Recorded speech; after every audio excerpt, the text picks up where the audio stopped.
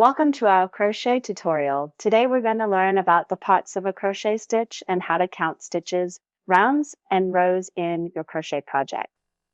Let's start by understanding the parts of a crochet stitch here. We have a single crochet stitch. Each stitch has two main parts, the front loop and the back loop. Together they form a V shape at the top of the stitch. The front loop is the part of the stitch closest to you. The back loop is the part of the stitch furthest from you. Next, let's learn how to count stitches in this round. We'll count each this shape as one stitch.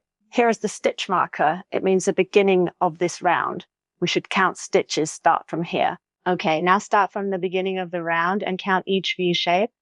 1, 2, 3, 4, 5, 6, 7, and so on.